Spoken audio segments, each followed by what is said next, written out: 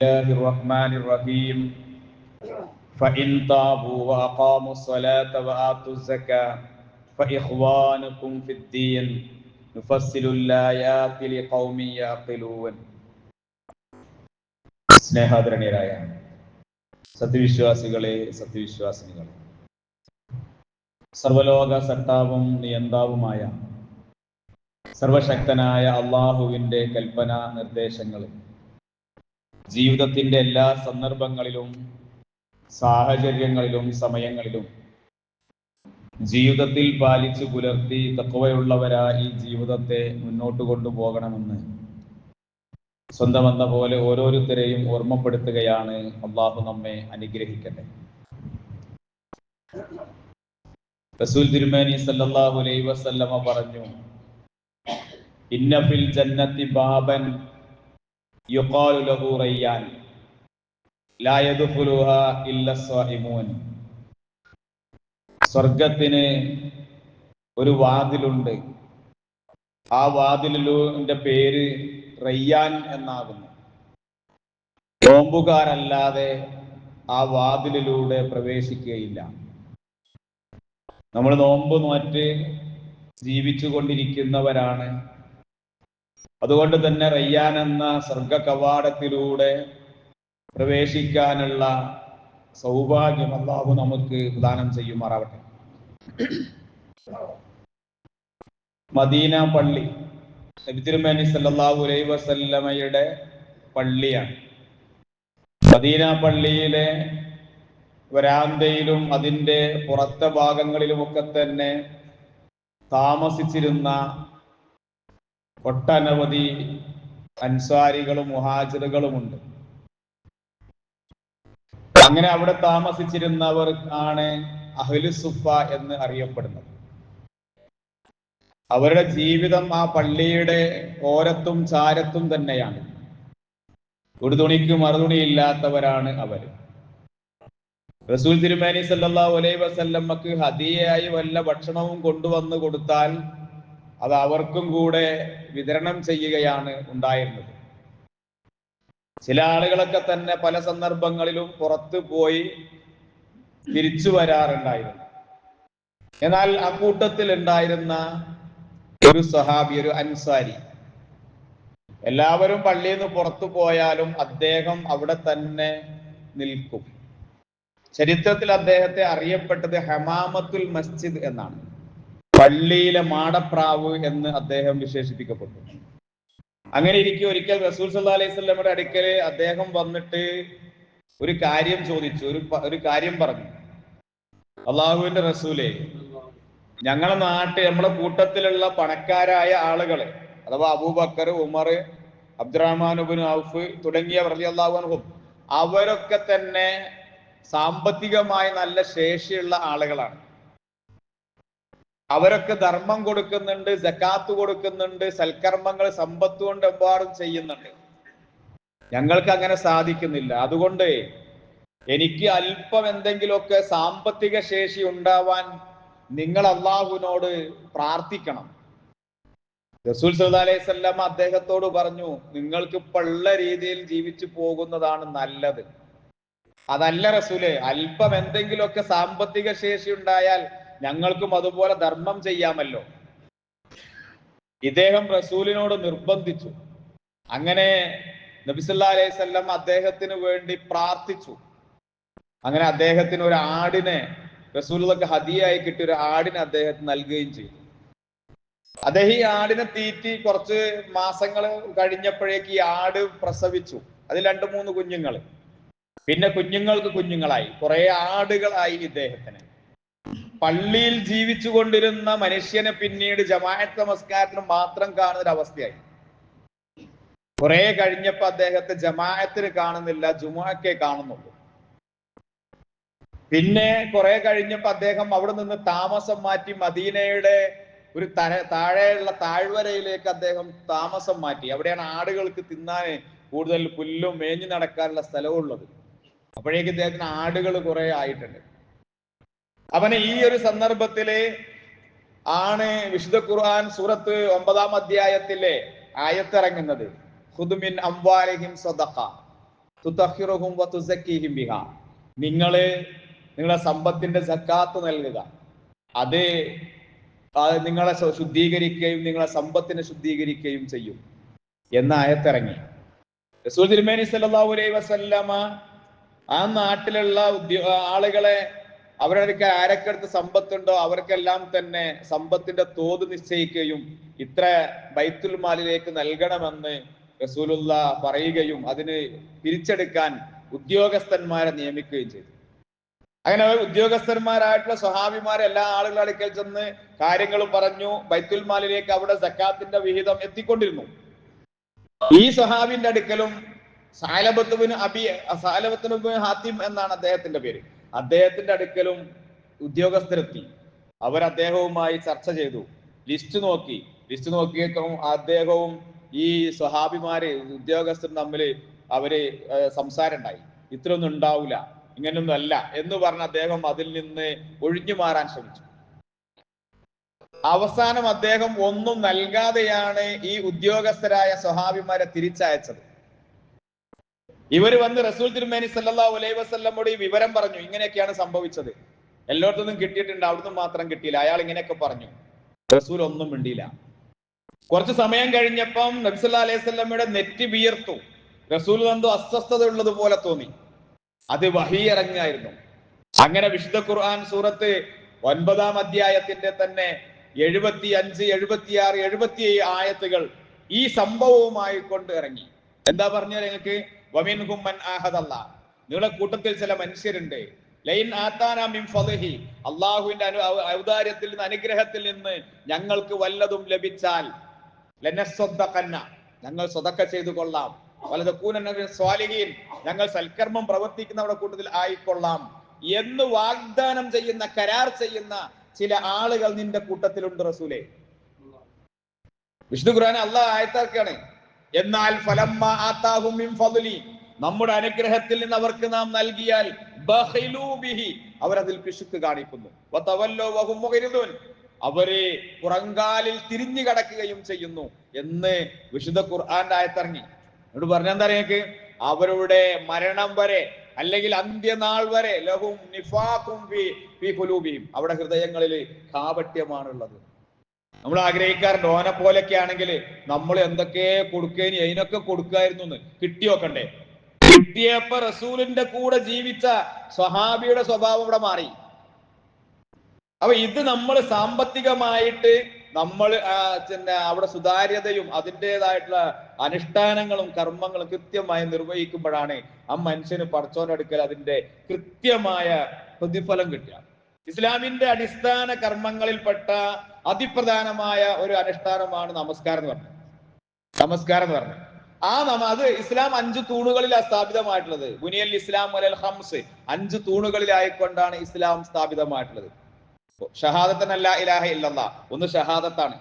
അത് മനുഷ്യന്റെ മനസ്സിനകത്ത് ഏറ്റവും നന്നായി വളരെ കൃത്യമായിട്ട് നിലകൊള്ളേണ്ട ഒരു സംഗതിയാണ് ഷഹാദത്ത് എന്ന് പറഞ്ഞേ. അഷ്ഹദു അല്ലാ ഇലാഹ ഇല്ലല്ലാഹ് വ അഷ്ഹദു അന്ന മുഹമ്മദ് റസൂലുള്ളാഹ് എന്ന് പറയുന്നത് ആ മനുഷ്യന്റെ ജീവിതത്തിന്റെ ജീവനാഡിയാണ്.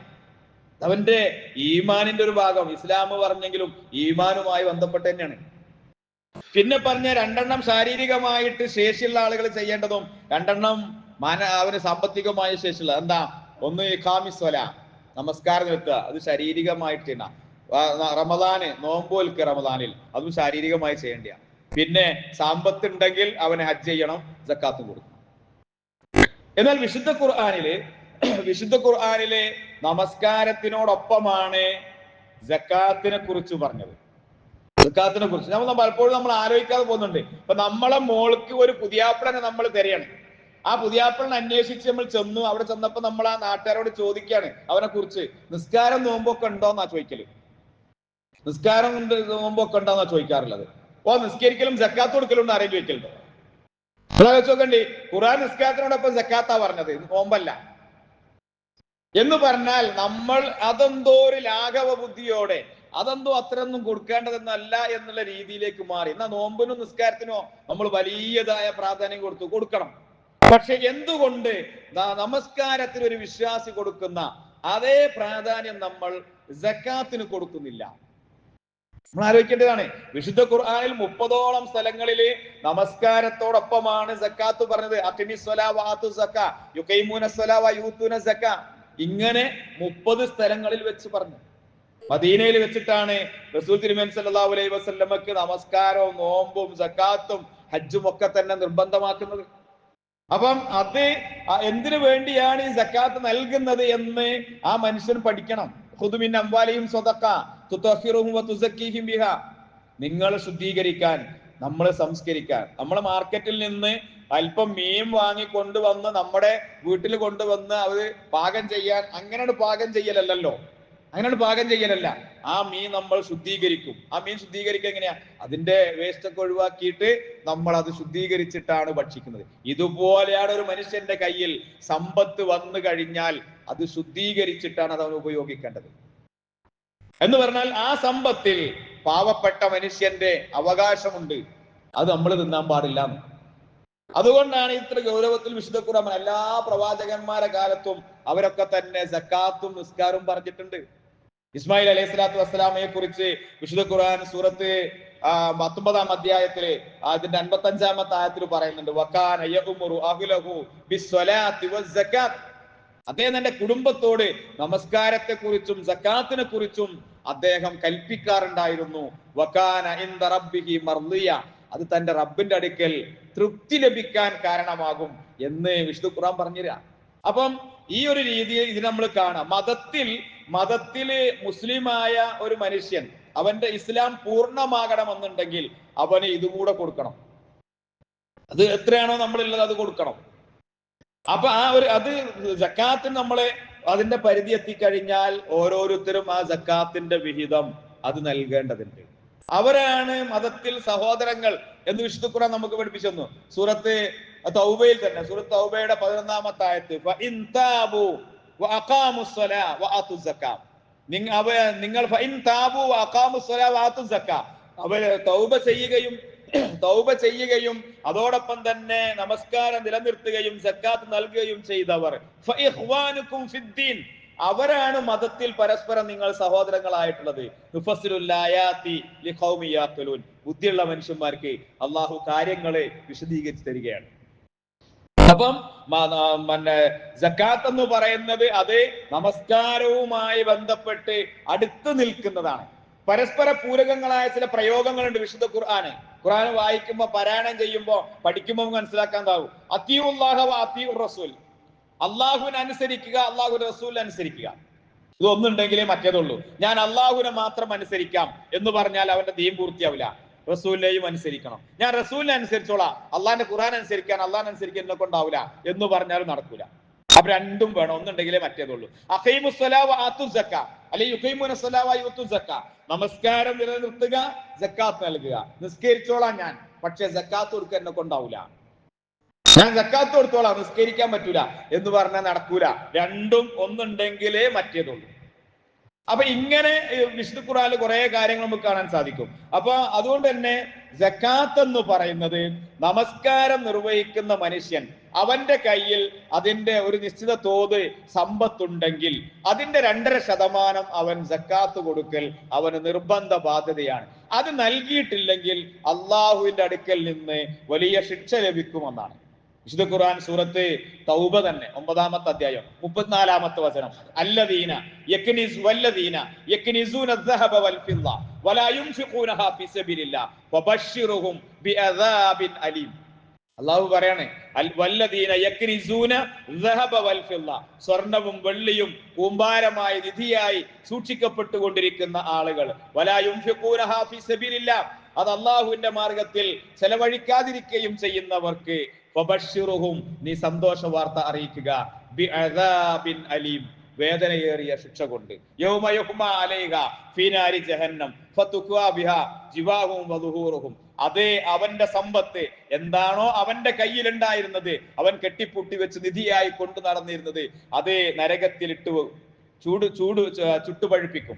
എന്നിട്ട് ഫതുഖ്വാ ബിഹാ ജിബാഹും വജുനൂബുഹും വദുഹൂറുഹും, അവന്റെ പാർശ്വഭാഗത്തും അവന്റെ നെറ്റിയിലും അവന്റെ മുതുകിലുമെല്ലാം തന്നെ അച്ചുകുത്തും.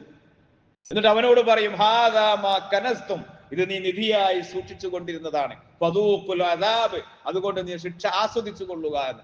എത്ര നിസ്സാരമായതാണോ നമ്മൾ സക്കാത്തായിട്ട് നൽകേണ്ടത്, അത് പൂർണ്ണമായും നൽകിയാൽ ഈ ശിക്ഷയിൽ നിന്ന് മനുഷ്യർക്ക് ഒഴിവാക്കാൻ പറ്റും. അപ്പൊ ഒരു മനുഷ്യന് ഇസ്ലാമിലെ സക്കാത്തിന് പരിധി നിശ്ചയിച്ച അടിസ്ഥാന നിസാബ് 590 ഗ്രാം വെള്ളിയുടെ അത്ര പൈസയോ സ്വർണ്ണോ വെള്ളിയോ വേറെന്തെങ്കിലും മൂല്യമുള്ള വസ്തുക്കളോ അവന്റെ കൈവശമുണ്ടെങ്കിൽ അവൻ അതിന്റെ 2.5% സക്കാത്ത് കൊടുക്കണം. ഇന്ന് എത്രയാണ് 590 ഗ്രാം വെള്ളിക്ക് എന്ന് നമ്മൾ കണക്കൂട്ടി വെക്കുക. 1 ഗ്രാം വെള്ളി ഇൻറ്റു 590 ഗ്രാം വെള്ളി സമം എത്ര കിട്ടും എന്ന് നമ്മൾ കണക്ക് കൂട്ടിയിട്ട് അത്ര ക്യാഷ് നമ്മളെ കയ്യിലുണ്ട്, അല്ലെങ്കിൽ അത്ര സ്വർണമുണ്ട്, അതിന്റെ മുകളിലേക്കുള്ള ക്യാഷും സ്വർണ്ണം ഉണ്ടെങ്കിൽ നമ്മൾ സക്കാത്തിന് അർഹരാണ്. സക്കാത്ത് നൽകൽ നിർബന്ധമാണ്. അതിന്റെ 2.5%, വളരെ കുറഞ്ഞ പൈസ ഉണ്ടാവുള്ളൂ. 100 ഉറുപ്പ്യ ഉള്ളെങ്കിൽ 2 ഉറുപ്പ്യ 50 പൈസ സക്കാത്ത് കൊടുക്കണ്ടേ. നമ്മളിത് എന്തൊക്കെയോ ആണ്, ഭയങ്കര സംഭവമാണ്, ഞാനത് കൊടുക്കേണ്ട ആളല്ല, അതുപോലത്തെ പൈസക്കാരായിട്ടുള്ള വലിയ വലിയ ഉദ്യോഗസ്ഥന്മാരും പിന്നെ പണക്കാരും നൽകേണ്ടതാണ് എന്ന ധാരണ സാധാരണക്കാർക്കിടയിലുണ്ട്. അങ്ങനെയല്ല, സാധാരണക്കാരും നിസ്കരിക്കുന്നുണ്ട്, സാധാരണക്കാരനും സക്കാത്ത് കൊടുക്കണം. അവരുടെ ഹിസാബെത്തിയാൽ അത് നൽകേണ്ടതാണ്. നമ്മൾ പലപ്പോഴും അത് കുറച്ച് ആളുകൾക്ക് മാത്രം അവർക്ക് അത് ബാധ്യതയാണെന്ന് കരുതി നിൽക്കുന്ന ആളുകളാണ്. അങ്ങനെയല്ല, എല്ലാവരും അതിൽ ബാധ്യസ്ഥരാണ്. 590 ഗ്രാം വെള്ളി വാങ്ങാനുള്ള സമ്പത്ത് നമ്മളെ കയ്യിലുണ്ടോ എങ്കിൽ നമ്മൾ ആലോചിച്ച് നോക്കുക, നമ്മളൊന്ന് കൂട്ടി വെക്കുക. അപ്പൊ നമ്മൾക്കറിയാം നമ്മൾ ബാധ്യസ്ഥരാണോ അല്ലേ എന്ന്. അപ്പൊ അതിന് താഴെ ഉണ്ടെങ്കിൽ നമ്മൾ കൊടുക്കണ്ട, അതിന് മുകളിലുള്ള ആൾക്കാർ, അതും എത്തിയ ആൾക്കാർ കൊടുത്താൽ മതി. ഹിസാബ് എത്തിയ ആളുകളാണ് സക്കാത്ത് കൊടുക്കേണ്ടത്. അപ്പൊ ഇത് നമ്മളെ നിർവഹിക്കേണ്ടതാണ്, നിർബന്ധ ബാധ്യതയാണ് നമ്മൾ. അവിടെയാണ് നമ്മൾ ഇസ്ലാം പൂർത്തിയാക്കുന്നത്. കാരണം ഷഹാദത്തും നമസ്കാരവും നോമ്പും സക്കാത്തും ഹജ്ജും ഇത് നമ്മുടെ ഇസ്ലാം കാര്യങ്ങളിൽ പെട്ടതാണ്. 4 കർമ്മങ്ങളും ഒരു മനസ്സറിഞ്ഞ് പറയുന്ന ഷഹാദത്തുമാണ്. അപ്പൊ ഇത് ഷഹാദത്ത് ഉച്ചരിച്ചവന്റെ ജീവിതത്തിൽ ഇത് ബാധ്യതയായിട്ട് വരും. അപ്പൊ നമ്മൾ അത് ആലോചിക്കുക, എത്രമാത്രം ഞാൻ കൊടുക്കാണ്ട്, വളരെ കുറച്ച് നമ്മൾ കൊടുക്കാണ്ടാവും. അത് കുറച്ച് ആണെങ്കിലും കൂടുതലാണെങ്കിലും അത് പൂർണ്ണമായിട്ട് നൽകേണ്ടതുണ്ട്. എന്തെന്നറിയോ, നമസ്കാരം പോലെ തന്നെ സക്കാത്ത് എന്ന് പറഞ്ഞു 4 റക്കായത്തുള്ള നിസ്കാരം 5 റക്കായത്താക്കേണ്ട ആവശ്യമില്ല, 3 റക്കായത്താക്കി കുറക്കാനും പറ്റൂല.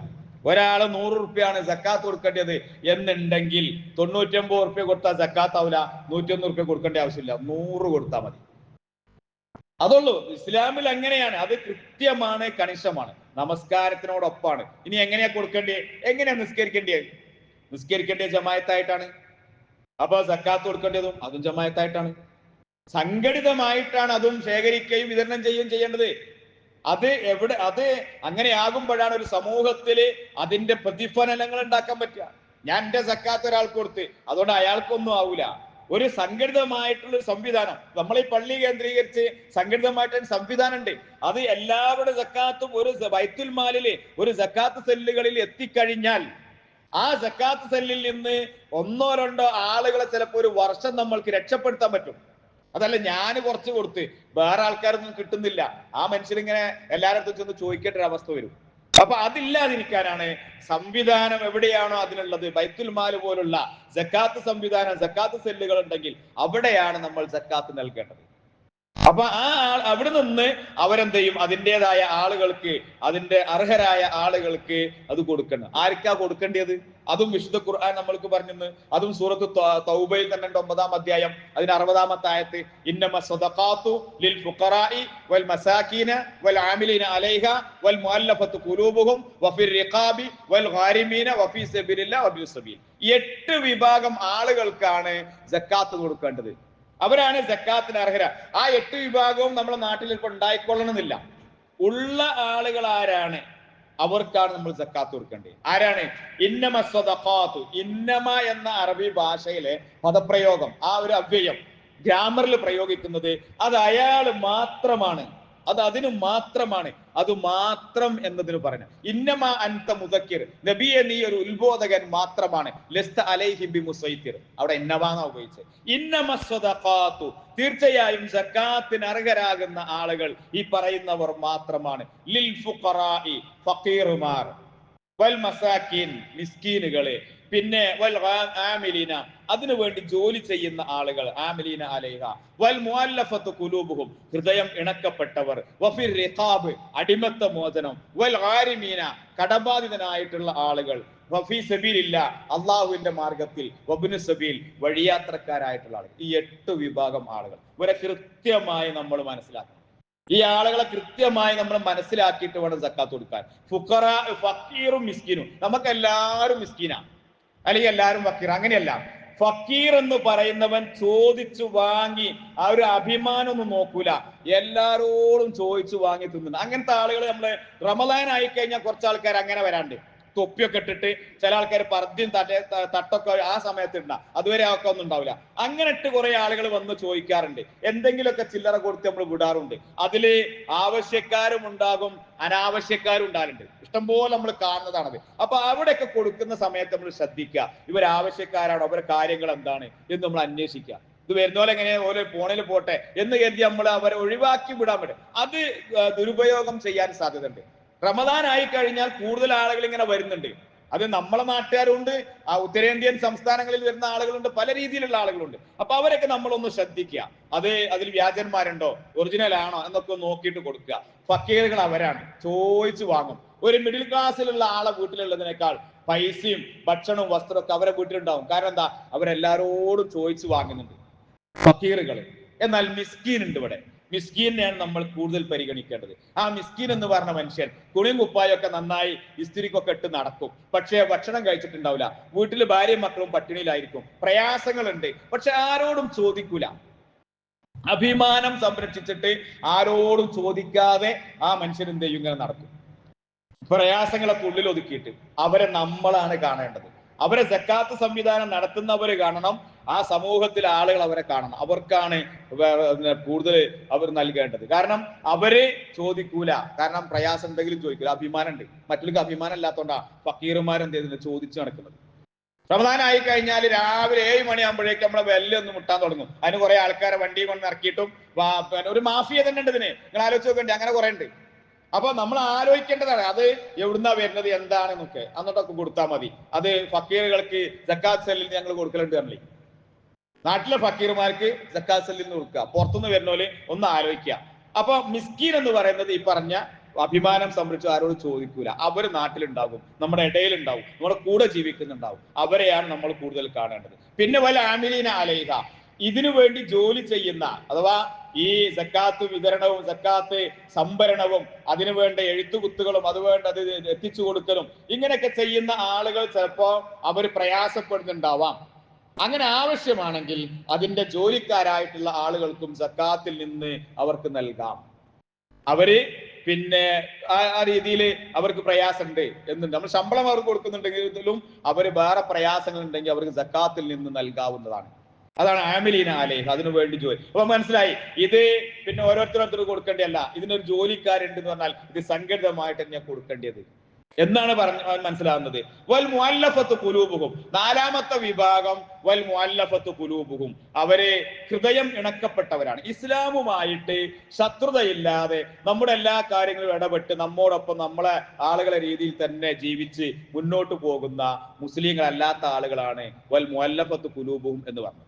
അവര് ഇസ്ലാമിനോട് അവർക്ക് എതിർപ്പില്ല, അവര് നമ്മളോട് എല്ലാ പരിപാടികളും നമ്മളെ വീടുകളിലും നമ്മുടെ സ്ഥാപനങ്ങളിലും ഒക്കെ ഉള്ളത് അതുമായിട്ട് എല്ലാത്തിനും സഹകരിച്ച് അങ്ങനെ ജീവിച്ച് നമ്മോടൊപ്പം നടന്നു കൊണ്ടിരിക്കുന്ന മുസ്ലിങ്ങളല്ലാത്ത ആളുകൾ. സുഫ്യാൻ റളിയല്ലാഹു അൻഹു ചരിത്രമൊക്കെ വായിച്ചു നോക്കേണ്ടി. അദ്ദേഹം പറയുന്നത്, ഞാൻ മുസ്ലിം അല്ലാത്ത സമയത്ത് ഞാൻ റസൂലിന്റെ അടുക്കൽ എനിക്ക് റസൂൽ ഇഷ്ടം പോലെ തന്നിട്ടുണ്ട്, വീണ്ടും വീണ്ടും തരാൻ വേണ്ടി കൽപ്പിക്കുകയും ചെയ്തിട്ടുണ്ട്, പിന്നെയാണ് ഞാൻ മുസ്ലിം ആകുന്നത്. അതിന്റെ പേരിൽ മുസ്ലിം ആക്കണം എന്നല്ല, അവർക്ക് നൽകിയിരുന്നു എന്ന്, ബൈത്തുൽ മാലിൽ നിന്ന് നൽകിയിരുന്നു എന്ന് ഹദീസുകളിൽ ചരിത്രങ്ങൾ നമുക്ക് കാണാൻ പറ്റും. അപ്പൊ അവരാണ് വൽ മുഅല്ലഫത്തു ഖുലൂബുഹും വഫിർ റിഖാബ്, പിന്നെ അടിമമോചനമാണ്. ഇപ്പൊ നമ്മുടെ നാട്ടിൽ അത് അടിമമോചനമല്ല, അന്ന് അത് അടിമകളെ മോചിപ്പിക്കാൻ വേണ്ടി സക്കാത്ത് ഫണ്ടിൽ നിന്ന് ഉപയോഗിച്ചിരുന്നു. ഖർലാവിയെ പോലെയുള്ള ആധുനികരായിട്ടുള്ള പിന്നെ കർമ്മശാസ്ത്ര പണ്ഡിതന്മാരൊക്കെ ഇതിനെ കുറിച്ച് പറഞ്ഞതെന്ന് വെച്ചാല്, ഇപ്പൊ ഒരു മനുഷ്യൻ ഒരു അന്യായമായിട്ട് ജയിലിൽ കിടക്കുന്നുണ്ട്, ആൾ ഇത്ര പിന്നെ ഫൈൻ അടച്ചാൽ അദ്ദേഹം നിരപരാധിയാണ്, പക്ഷെ ജയിലിലാണ് ഉള്ളത്, അദ്ദേഹത്തിന് ഇത്ര പൈസ പിന്നെ ഫൈൻ അടച്ചു കഴിഞ്ഞാൽ അദ്ദേഹത്തെ രക്ഷപ്പെടുത്താം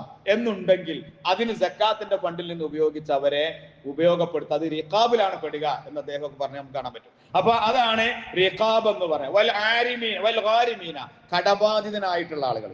സ്വന്തം കച്ചവടം നടത്തിക്കൊണ്ടിരിക്കുക, കച്ചവടമൊക്കെ നഷ്ടപ്പെട്ടു, പൊളിഞ്ഞു, അത് കടത്തിലായി, ആളുകളൊന്ന് ശല്യപ്പെടുത്താൻ തുടങ്ങിയെന്ന കടക്കാര്. അതുപോലെ മറ്റൊരുത്തന്റെ കടം ഏറ്റെടുത്തിട്ട് പിന്നെ അങ്ങനെ കടക്കാരൻ, അങ്ങനെയൊക്കെ ആവാം. അപ്പൊ അവരെ കടം എങ്ങനെയാണ് എന്ന് നോക്കിയിട്ടും അവരുടെ കടബാധ്യത തീർക്കുന്നതിനും സക്കാത്ത് ഫണ്ടിൽ നിന്ന് സക്കാത്ത് നൽകാം. വഫീ സബീലില്ലാ, അള്ളാഹുവിന്റെ മാർഗത്തിൽ. റസൂൽ സല്ലല്ലാഹു അലൈഹി വസല്ലമയുടെ കാലത്ത് അള്ളാഹുവിന്റെ മാർഗത്തിൽ എന്ന് പറയുന്നത് യുദ്ധ ഫണ്ടായിരുന്നു. യുദ്ധത്തിനുള്ള സാമഗ്രികളും യുദ്ധത്തിന് വേണ്ട സഹായങ്ങളും ചെയ്യുന്നതിനായിരുന്നു യുദ്ധ ഫണ്ടിലേക്ക് ബൈത്തുൽ മാലിൽ നിർത്തിയിരുന്നു, ആയുധങ്ങൾ വാങ്ങാന്, അതുപോലെ തന്നെ ഭക്ഷണം, ഈ യുദ്ധത്തിന് പോകുന്ന ആളുകൾ ഭക്ഷണം കൊടുക്കാന്, അവർക്കുള്ള യാത്രാ സൗകര്യങ്ങൾ, ഇതിനൊക്കെ അവർക്ക് അതിൽ നിന്ന് നൽകാവുന്നതാണ്. ഇന്ന് അത് പിന്നെ സ്ഥാപനങ്ങൾ ഇതിനൊക്കെ കൊടുക്കാൻ പാടില്ല എന്നൊക്കെ പറയുന്ന അഭിപ്രായങ്ങളുണ്ട്. ഏതായാലും വളരെ പ്രയാസം അനുഭവിക്കുന്ന സ്ഥാപനങ്ങൾക്കൊക്കെ തന്നെ, വേറൊന്നും കിട്ടാനും വഴിയില്ലാത്ത ചില സ്ഥാപനങ്ങൾക്കൊക്കെ നൽകാവുന്നതാണ് എന്നാണ് പണ്ഡിതന്മാര് അതിന് പറഞ്ഞു തന്നിട്ട്. അല്ലാഹു അലം. ഏതായാലും ഇതാണ് വഫീ സബീലില്ല. ഇബ്നു സബീൽ, വബ്നു സബീൽ എന്ന് പറഞ്ഞത് വഴിയാത്രക്കാരനാണ്. സ്വന്തം നാട് വിട്ട് നമ്മളെ നാട്ടിലേക്ക് എത്തി. ആ നാട്ടിലെത്തിയപ്പോ അദ്ദേഹത്തിന്റെ ക്യാഷ് ഒക്കെ എങ്ങനെയോ നഷ്ടപ്പെട്ടു, പോക്കറ്റ് അടിച്ചിട്ടോ അല്ലെങ്കിൽ എങ്ങനെയൊക്കെയോ അദ്ദേഹത്തിന്റെ പൈസയും ബാഗും ഒക്കെ നഷ്ടപ്പെട്ടു. അങ്ങനെ വന്നാൽ നമ്മുടെ നാട്ടിലെ സമ്പ്രദായം എങ്ങനെയാ വെച്ചാൽ അയാൾ പള്ളിയിൽ വരും, ഇമാമിനെ കാണും, ഇമാമ് സെക്രട്ടറിനെ അല്ലെങ്കിൽ ഓഫീസിൽ എവിടെയോ ചെന്നിട്ട് അവരോട് കാര്യങ്ങൾ പറയുന്ന ആൾ വന്നിട്ടുണ്ട്, നമ്മൾ പള്ളിയിൽ നിന്ന് അയാളെ എത്തിയിട്ട് ഒരു പിരിവ് കൊടുത്തു കൊടുക്കും ആ വക്ത് നിസ്കാരത്തിന്. അതൊരിക്കലും പാടില്ല. ആ മനുഷ്യന് അഭിമാനമുണ്ട്, അതൊരിക്കലും ചെയ്യാൻ പാടില്ല. അയാൾക്ക് വേണ്ടിയിട്ട് ഒരു ഓഹരി എപ്പോഴും സക്കാത്ത് ഫണ്ടിൽ ഉണ്ടാവണം. അങ്ങനെ മനുഷ്യൻ വരും എന്ന് കരുതിയിട്ട് എന്നെ വെക്കണം. അതായത് ഇപ്പൊ നാട്ടിലെ നല്ല പൈസക്കാരനൊക്കെ ആയിരിക്കും, അയാൾ ആ പൈസ തിരിച്ചടക്കും കൂടി വേണ്ട, അയാൾക്ക് സക്കാത്തിന്റെ ഫണ്ടിൽ നിന്ന് നൽകാവുന്നതാണ്. ഈ 8 വിഭാഗം ആളുകളെ വിശുദ്ധ ഖുർആൻ സൂറത്ത് തൗബയുടെ 60-ാമത്തെ ആയത്തിന്റെ വിശദീകരണം നമ്മൾ വായിച്ചു നോക്കുക, നമുക്ക് കാണാൻ പറ്റും. ഇതാണ് 8 വിഭാഗം. ഈ 8 വിഭാഗം ആളുകളാണ് സക്കാത്തിന് അർഹരായിട്ടുള്ളവർ, അവകാശികൾ അവരാണ്. അപ്പൊ ഇതിൽ കുടുംബം വന്നിട്ടില്ല, എന്റെ ഉപ്പ ഒന്നുമില്ല, ഉമ്മ ഒന്നുമില്ല, ജ്യേഷ്ഠാന്യന്മാർ വന്നില്ല, അളാപ്പ ഒന്നുമില്ല, മൂത്താപ്പി അമ്മായും വന്നിട്ടില്ല, ഓർക്കൊക്കെ കൊടുക്കാൻ പറ്റുമോ പറ്റൂല എന്ന് ചോദിക്കുന്ന ആൾക്കാരൊക്കെ ഉണ്ട്. അവര് മിസ്കീനും ഫക്കീറും ആണെങ്കിൽ അവർക്ക് നൽകേണ്ടത് സക്കാത്ത് സെല്ലിൽ നിന്നാണ്. കുടുംബത്തിലെ അതാത് ആളുകളെ ജീവിക്കേണ്ടത് സക്കാത്ത് ഫണ്ടിൽ നിന്ന് കൊടുത്തിട്ടല്ല, അവരെ നമ്മൾ അല്ലാതെ നോക്കണം. അപ്പൊ അങ്ങനെ നമ്മൾ സക്കാത്ത് ഫണ്ടിലേക്ക്, സക്കാത്ത് സെല്ലിലേക്ക് നമ്മുടെ ക്യാഷ് കൊടുക്കുമ്പോ ഇന്ന സ്ഥലത്ത് ഇന്നൊരാളുണ്ട് പ്രയാസം അനുഭവിക്കുന്നത് എന്ന് പറഞ്ഞാൽ നമ്മൾ നൽകുന്നതിനേക്കാൾ സക്കാത്ത് സെല്ലിൽ നിന്ന് അവർക്ക് നൽകാൻ പറ്റും, അവരെ പ്രയാസം തീർക്കാൻ പറ്റും. അതുകൊണ്ടാണ് സക്കാത്ത് സംവിധാനം സംഘടിതമായിട്ടാണ് നിർവഹിക്കേണ്ടത്, അവിടെയാണ് അത് ഏൽപ്പിക്കേണ്ടത് എന്ന് പറയാൻ കാരണം ഇസ്ലാം അങ്ങനെ പഠിപ്പിച്ചത്. ഒരു സാമൂഹികമായി ജീവിക്കുന്നവരാ മുസ്ലിങ്ങൾ. അതിനാണ് പള്ളിയും ജമാഅത്തും അതുപോലെ നമസ്കാരങ്ങളും ഒക്കെ ഇങ്ങനെ സംഘടിതമായിട്ട് നിർവഹിക്കുന്നത്. അവിടെയാണ് നമ്മൾ സക്കാത്ത് നമ്മൾ കൊടുക്കേണ്ടത് എന്ന് നമ്മൾ മനസ്സിലാക്കുക. അപ്പം സക്കാത്ത് സംവിധാനം കുറ്റമറ്റതായിരിക്കണം. ഇനി നടത്തുന്ന ആളുകളാവട്ടെ സക്കാത്ത് സംവിധാനം കുറ്റമറ്റ രീതിയിൽ നടത്താൻ നമ്മൾക്ക് സാധിക്കുകയും ചെയ്യേണ്ടതുണ്ട്. അവിടെ പക്ഷപാതിത്വമോ അവിടെ വേറെന്തെങ്കിലും ഉണ്ടാകാൻ പാടില്ല. അവര് മിസ്കീനാണോ അവർക്ക് നൽകണം, അയാൾ കടബാധിതനാണോ അയാൾക്ക് അതിന്റെ ഓഹരി അത് എങ്ങനെയാണ് എന്ന് കൊടുക്കേണ്ട വെച്ചാൽ കൊടുക്കണം. നമ്മുടെ നാട്ടിൽ പലപ്പോഴും സക്കാത്ത് സെല്ലുകൾ പല സ്ഥലങ്ങളിലുണ്ട്. അവിടെയൊക്കെ ഉള്ളത് ഏതെങ്കിലുമൊക്കെ നല്ല പൈസ ഉള്ള കച്ചവടക്കാരനെയോ അല്ലെങ്കിൽ പിന്നെ ബിസിനസ്സുകാരനെയോ, തിരക്കില്ല മനുഷ്യനെ, അതിന്റെ സെക്രട്ടറിയും അതിന്റെ ചെയർമാനും കൺവീനറും, അയാൾക്ക് ഒരു പിന്നെ ഒഴിവുണ്ടാവില്ല. അങ്ങനത്തെ ആൾക്കാരെ ആക്കിയാൽ ഈ നാട്ടിന്റെ മിടിപ്പറിയില്ല. ഒരു നാട്ടിന്റെ ഒരു മഹലിന്റെ അതിന്റെ കീഴിലുള്ള ആളുകളുടെ നാടി മിടിപ്പറിയുന്നവരായിരിക്കണം യഥാർത്ഥത്തിൽ ഇങ്ങനെ സംവിധാനങ്ങൾ കൊണ്ടുനടക്കേണ്ടി വരും. മഹലിലാണെങ്കിലും സക്കാത്ത് സെല്ലാണെങ്കിലും ഒക്കെ കൊണ്ടുനടക്കേണ്ടി അവരാ. കാരണം എന്താ, അവരാണ് ജനങ്ങളുടെ ഇടയ്ക്ക് ഇറങ്ങിയിട്ട് ആ ജനങ്ങളെ കാര്യങ്ങൾ മനസ്സിലാക്കുക. അവർക്കാണ്, മറ്റുള്ളവർക്ക് സമയം ഉണ്ടാവില്ല. അപ്പൊ ഇതൊക്കെ നമ്മൾ കൊണ്ടു നടക്കുന്ന ആളുകളും ശ്രദ്ധിക്കേണ്ട കാര്യങ്ങളാണ്. അപ്പൊ ഈ രീതിയിൽ നമ്മൾ എന്ത് ചെയ്യുക, പിന്നെ സക്കാത്തുമായി ബന്ധപ്പെട്ട് നമ്മൾ കാര്യങ്ങൾ ശ്രദ്ധിക്കുക. ആരൊക്കെയാണോ കൊടുക്കാനുള്ളത് അത് നമ്മൾ കൊടുക്കുക. അത് ഒരിക്കലും തന്നെ എന്ത് ചെയ്യരുത്, അതിൽ അമാന്തം കാണിക്കരുത്. അത് വലിയ ശിക്ഷയ്ക്ക് വിധേയമാകുന്ന കാര്യം. മറ്റൊരു തന്റെ ഹക്കാണ് നമ്മളെ കയ്യിലുള്ളത്. നമ്മൾ അധ്വാനിച്ചുണ്ടാക്കിയ പൈസയൊക്കെ തന്നെ ആയിരിക്കും, പക്ഷെ അതിന്റെ 2.5% നമ്മൾക്കല്ല. ബാക്കി അതിന്റെ 99.5%, 7.5% നമ്മൾതാണ്. അപ്പൊ അത് നമ്മൾ മനസ്സിലാക്കിക്കൊണ്ട് അതിന് ഇവിടെ സംവിധാനം ഉണ്ട്. നമ്മളെ ഇവിടെ പള്ളിയിലൊക്കെ നല്ല സംവിധാനങ്ങൾ നല്ല രീതിയിൽ നടന്നുകൊണ്ടിരിക്കുന്നുണ്ട്. അതുമായി നമ്മൾ ബന്ധപ്പെട്ട് നമ്മുടെ കാര്യങ്ങൾ അതുമായി നിങ്ങൾ ഉണ്ടായിരിക്കണം എന്ന് സാന്ദർഭികമായി ഓർമ്മപ്പെടുത്തുകയാണ്. അള്ളാഹു നമ്മെ അവരെയും അനുഗ്രഹിക്കണം.